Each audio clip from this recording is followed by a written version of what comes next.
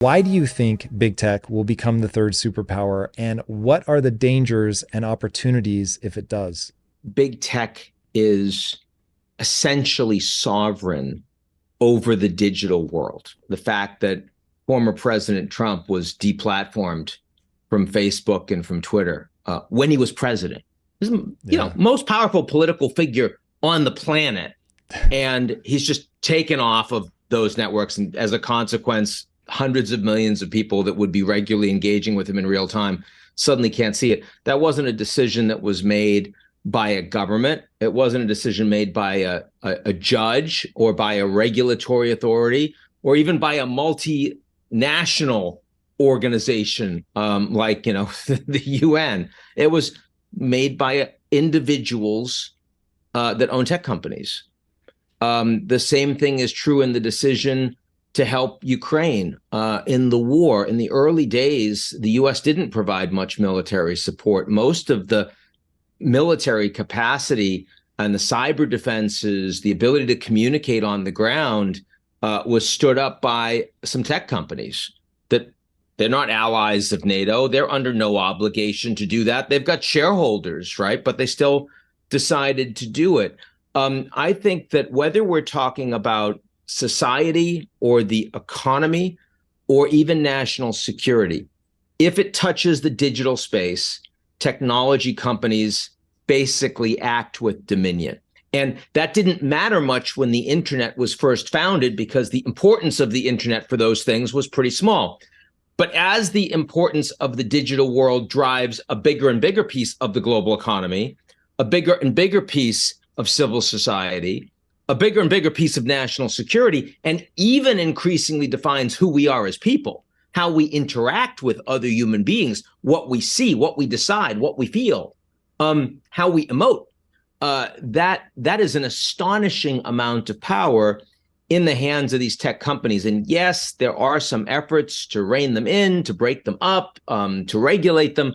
But when I look at artificial intelligence in particular, I see these technology companies and their technologies vastly outstripping the capacity of governments to regulate in that space. So does that mean that suddenly you're not going to be citizens of the US? You're going to be citizens of a tech company? No, I'm not going that far. But certainly in terms of who wields the most power over us as human beings, increasingly you would put those companies in that category. And that none of us, even 5 years ago, were thinking about this seriously. And certainly when I was studying as a political scientist, this is my entire career, the geopolitical space is determined by governments, right? Like them or hate them.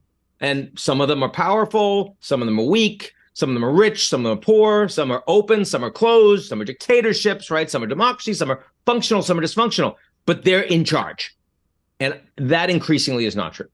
As you look at that potential, or not potential, as you look at that growing reality, how does that play out? Does this become the one thing when I look at that I really start getting paranoid about is that AI, especially quantum computing, I'm maybe less familiar with, but sort of lingers in the back of my mind, become one of two things: either weapons used by governments, even if it's not against their own people, though I do, especially with authoritarian governments, I get very paranoid about that.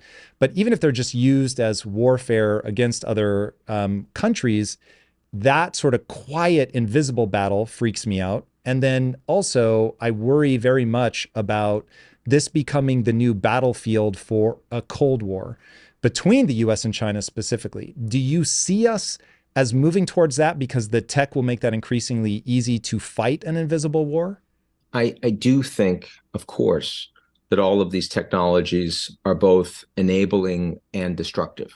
And it all depends on the intention of the user. And in some cases, it's someone who's just a tinkerer that makes a mistake or that's playing around and, it explodes. I'm not particularly worried that the robots are going to take over. I'm not particularly worried that we're on the cusp of developing a superhuman intelligence and that we're suddenly irrelevant or we're, held hostage to it. That's, in other words, I mean, I know that you love The Matrix. We talked about that a little bit before the show. This is not my 5-10 year concern.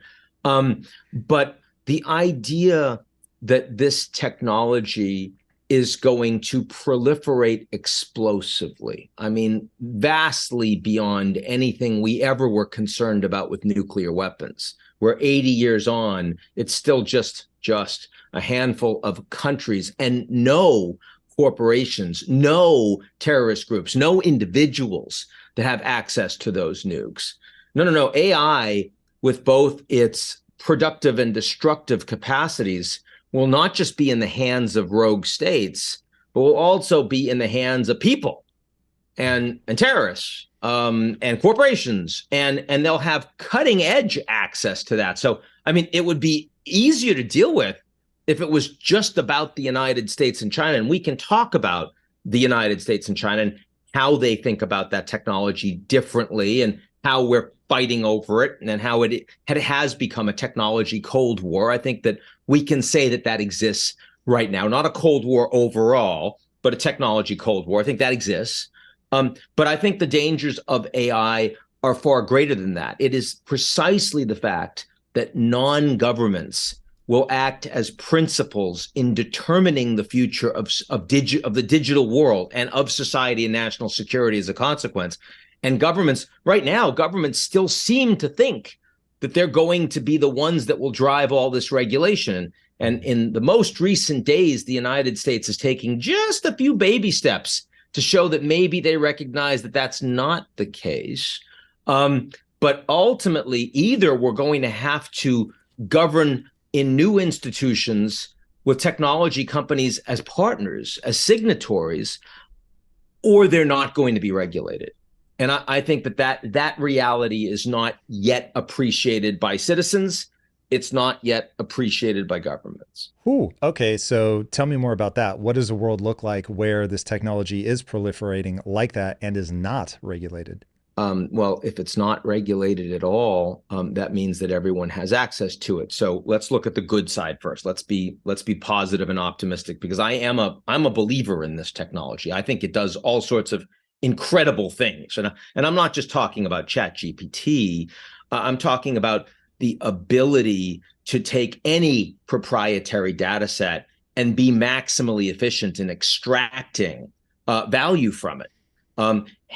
Allowing workers to become AI adjacent in ways that will make them more productive and effective. I look at my own firm, Eurasia Group. We've got about 250 employees. And we did a town hall with them the other day. We do one every quarter. And we were talking about AI. And I said, I don't think there's anyone in any of these offices globally that will be displaced by AI in the next 3 to 5 years. Not one of my knowledge workers. But I said, all of you will be AI adjacent. And if you're not learning how to use AI to dramatically improve your work, whether you are an analyst or whether you're on the business side or you're in finance or you're, on the IT help desk or you're a graphics person, an editor, whatever it is, you will become much less productive than other employees that are doing that. And that will be a problem for you. So we need to get you the tools and you need to learn. So, I think that that's true in almost every industry imaginable. It's true in education. It's true in healthcare and for new pharma and vaccines. It's true for new energy and critical infrastructure. And what's so amazing about it, one of the reasons why it's taking us so long to respond to climate change, even now that we all agree that it's happening, we all agree there's 420 parts per million of carbon in the atmosphere. We all agree there's 1.2 degrees centigrade of warming. Like that's no longer in dispute. And yet it's really taking us a long time to get to the point that we can reduce our carbon emissions. And the reason for that is because you need to change the critical infrastructure, right? You need to move from one entire supply chain oriented around carbon to another one oriented around something new, whether that's solar or green hydrogen or you name it, right? When you're talking about AI, you're talking about first and foremost creating efficiencies using your existing critical infrastructure, which means you have no vested corporations that are saying, we don't want that. No, every corporation is saying, how can we invest in that to create greater profitability? Everyone, every oil company is going to use AI, just like every post-fossil fuel company is going to use it. Every bank is going to use it. Every pharmaceutical company, whether they're in mRNA or they're in traditional vaccines that are developed as we have over decades now. I think that we truly underestimate the impact that will have in unlocking wealth, in unlocking human capital, and it's going to happen fast. It's not decades as it took with globalization to open markets and get goods and services to move across the world. It's years. In some cases, it's months. And that to me is very, very exciting. So that's the positive side. And frankly, that's what the positive side looks like without regulation too. Because, I mean, look, there are trillions of dollars being spent on this rollout, and it's being spent by a lot of people who are hyper smart. They are hyper competitive. They want to get there first before other companies that are in that space. And they don't need any further incentive to ensure that they can roll that out as fast as possible. So you and I we can say whatever we want, but it's not, further subsidies are not required, right? Like that is just going to happen. That is going to happen. But what they're not doing, and I'm sure what you want to spend more time on with me, is not the everything's going to be great, or what they call this E-ACK, the sort of exponential accelerationists who just believe that if we just put all this money in it, then we're gonna all become a greater species, and it's just going to happen. But there are going to be a lot of negative externalities, and we know this from globalization. I mean, the miracle of your and my lifetimes thus far, before AI, the miracle was we managed to unlock access to the global marketplace for now 8 billion people. Trade and goods and capital and investment and the labor force, the workforce. And that created dislocations. It meant that there were a whole bunch of people that were more expensive in the West that lost their jobs as inexpensive labor that was very talented in China and India gained jobs. But that led to unprecedented growth for 50 years. There were also negative externalities, and those negative externalities played out over many decades. But it's when you take all of this inexpensive coal and oil and gas out of the ground, and you don't realize that you're actually using a limited resource and you're affecting the climate.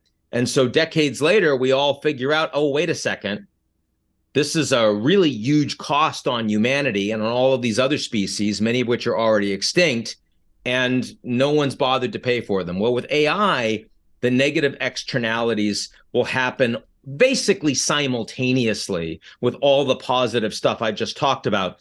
And just like with climate, none of the people that are driving AI are spending their time or resource figuring out how to deal with those problems. They're spending all their time trying to figure out how to save humanity, how to accelerate this technology. So if we don't talk about those negative externalities, they're just going to happen, and they won't be mitigated. They won't be regulated. And there's a lot of them. And, we can talk through what they are, but I mean, there's, just to put in everyone's head here that kind of like climate change, right? We all wanted globalization. I'm a huge fan of globalization. We all hate climate change. We wish it hadn't happened. You cannot have one without the other.